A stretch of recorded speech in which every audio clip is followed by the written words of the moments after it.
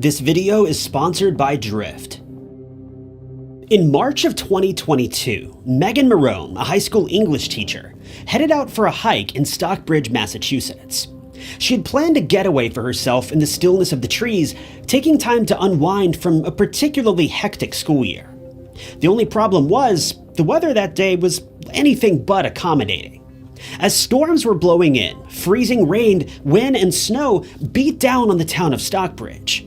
Before long, Meagan disappeared, and her family doesn't believe she visited the park that day of her own free will. They believe she was kidnapped. None of Meagan's friends or family believe the official story from police, and the mountains of evidence suggest that Meagan may have been harassed, stalked, or worse.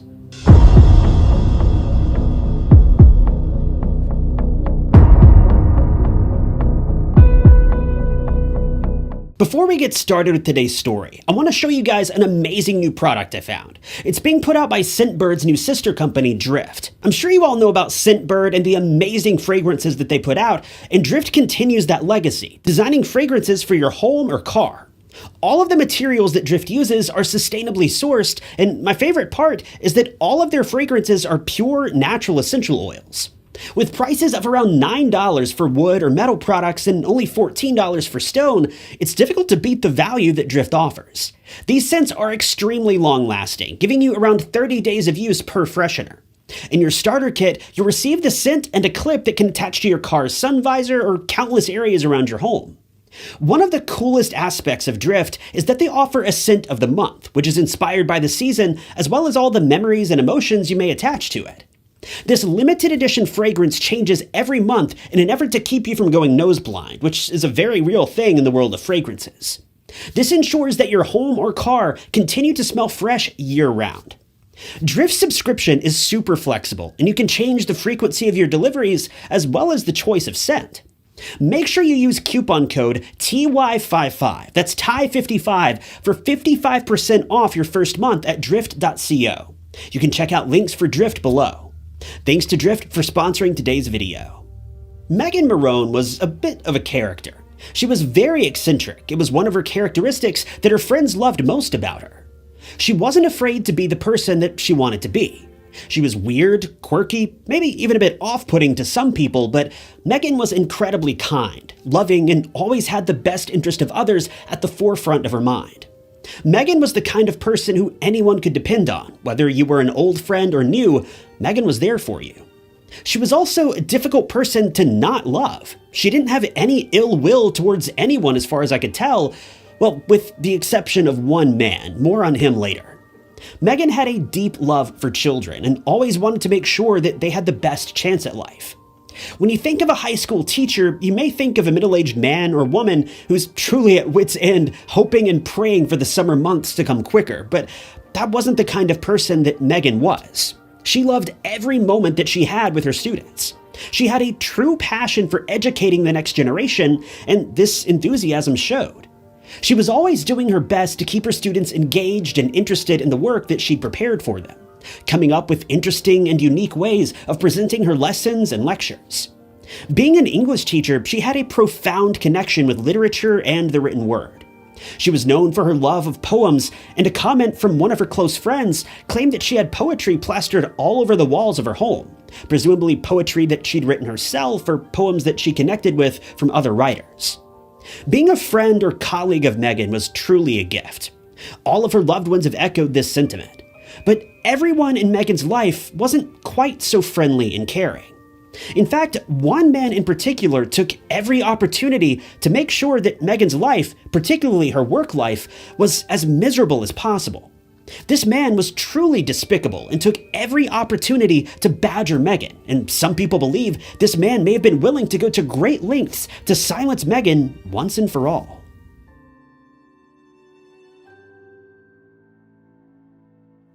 It's clear to see that Meagan was a very outgoing and passionate woman, but her unique way of life, combined with her usual personality, was a bit of an acquired taste for some of her peers.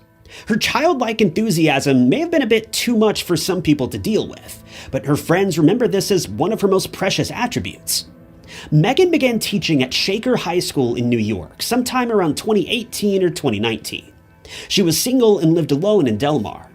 She always pursued various relationships, but in Meagan's eyes, she feared that a long-term commitment may simply not be in her future, though this wasn't for a lack of trying. Meagan, being 42 years old, was a thrill to be around, but it seemed as though she always managed to attract the wrong kind of partner.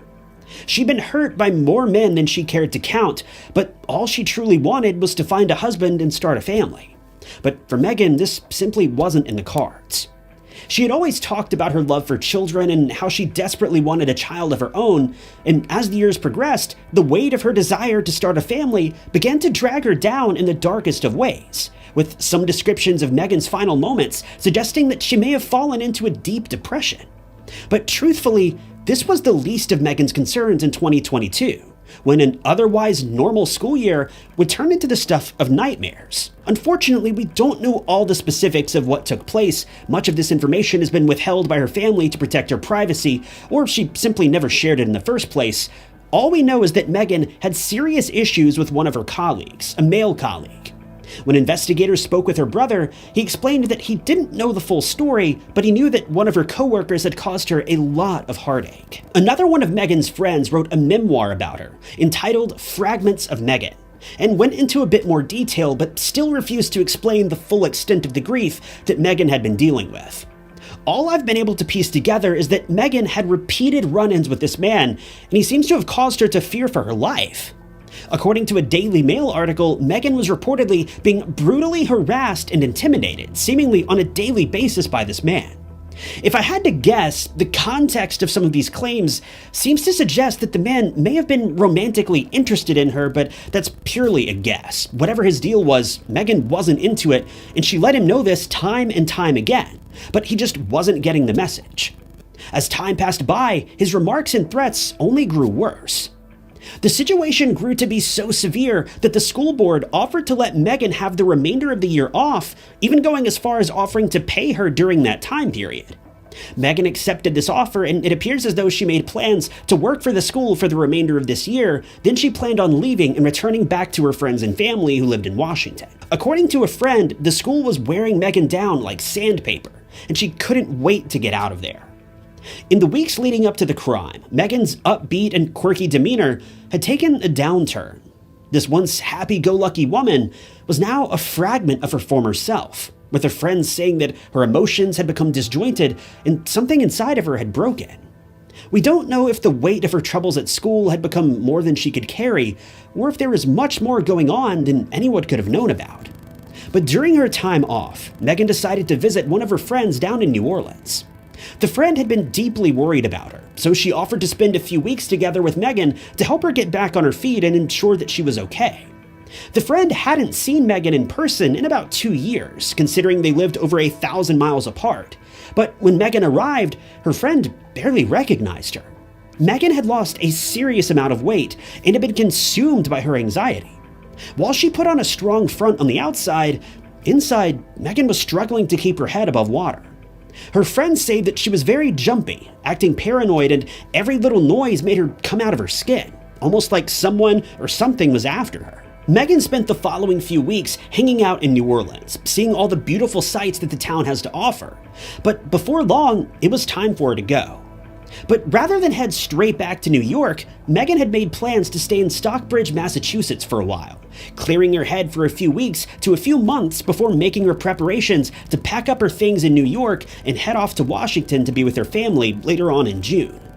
But unfortunately, Meagan would never get the chance to see her family again. In fact, Meagan would never leave the state of Massachusetts.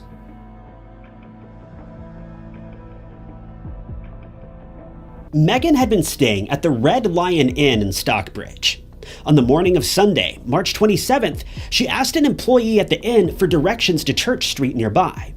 The problem is that there were 2 streets with the same name within a few miles of one another. One of these streets was located in Lee, while the other was located in Stockbridge. The employee gave her instructions on how to get to Lee, but Meagan's friend believes that she intended to go to Church Street in Stockbridge, as it was next to a cemetery, a place that Meagan was known to frequent to connect with the spirits of those that had passed on. Meagan had the belief that she could communicate with the energy and spirits of those who were no longer with us. This led her to often make trips to cemeteries in her local area and in the towns that she visited, finding peace in the presence of the dearly departed. Meagan thanked the employee and headed off toward Church Street, but she was never seen again. By March 29th, 2 days later, Meagan's family had not heard from her. She hadn't been calling or checking in as she usually did. Her family grew concerned and filed a missing person report. That same day, her car was found parked at a trailhead on Church Street in Lee. It's been reported that not only was her car found parked at the trailhead, but her car was actually blocking the entrance to the trail, a very strange clue that investigators seem to have glossed over. When detectives began taking statements from the locals, they learned that Meagan's car had been left here since the 27th.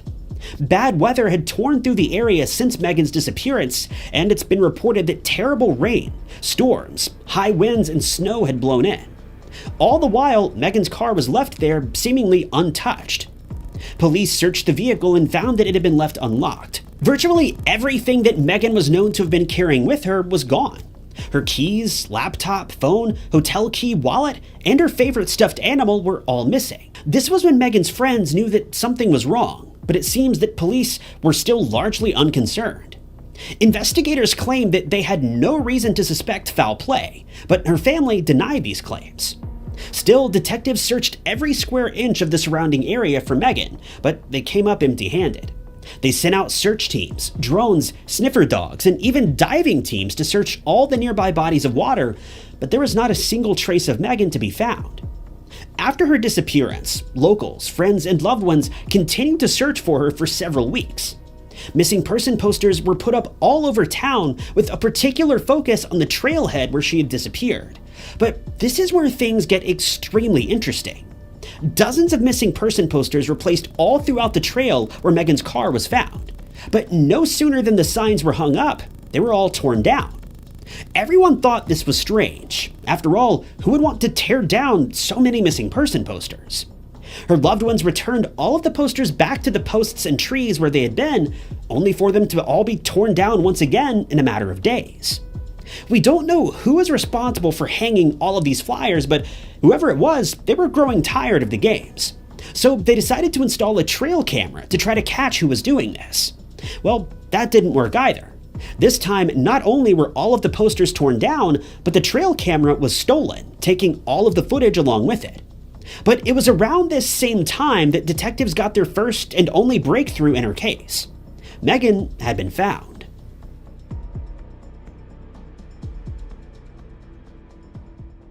On September 1st, more than 6 months after Meagan had gone missing, she was found, but not in the way that investigators had hoped for. It was announced that her remains were located on Fox Hollow Drive, about a 6-minute drive from the trailhead where she had presumably vanished. The only problem is that her discovery still yielded no clues.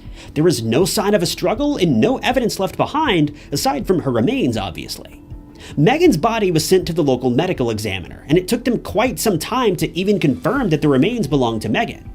In the end, after this confirmation, all they were able to conclude was that Meagan had THC in her system at the time of her demise, but nothing more. This obviously played no part in how she lost her life, meaning that the examination was essentially useless. There were no obvious signs of trauma, nor were there any broken bones. There was nothing in her system or nearby to suggest that she had taken her own life, or that someone had taken her life from her. It was a total mystery what had taken place here, and all this time later, there's still no indication of what may have happened to her. But things get interesting when you hear about the remarks that her family and friends had made about her sudden and unexpected disappearance. Many of Meagan's friends believe that she may have been stalked. It seems that these rumors are based on the fact that she'd been acting so strangely in the weeks leading up to her disappearance, but no one has revealed who may have been following her. The natural assumption here is that the stalker could have been the same person who'd been harassing her at school, and this is certainly a possibility.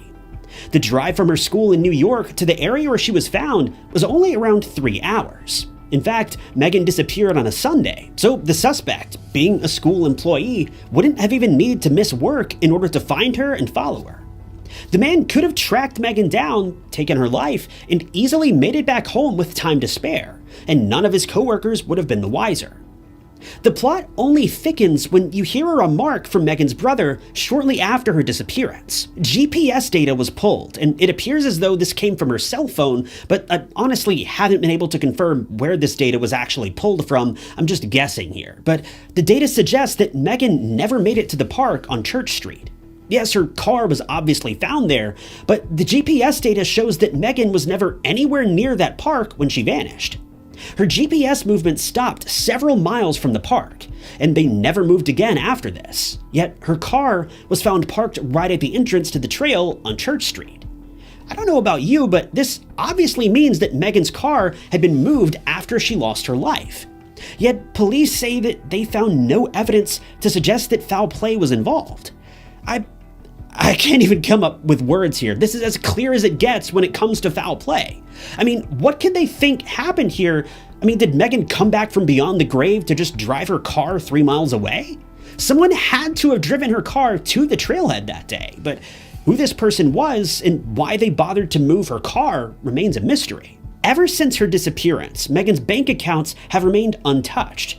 None of her cards have been used, so even though her belongings were all missing, it doesn't seem like the suspect ever tried to steal anything else from her, which essentially rules out robbery as a motive in my book.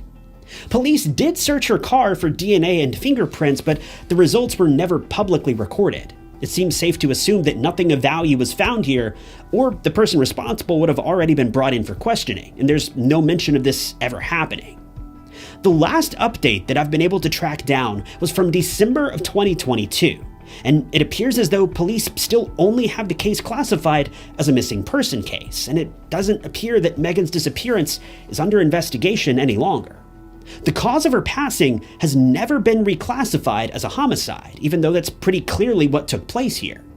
While investigators never determined what exactly happened, they've given us every reason to believe that the case is now closed, and it appears as though they couldn't care less about getting to the bottom of things. I try to remain optimistic in cases like this. Maybe police will investigate things further if they come across new information, but for now it seems like they're content with labeling this as nothing more than a mysterious accident.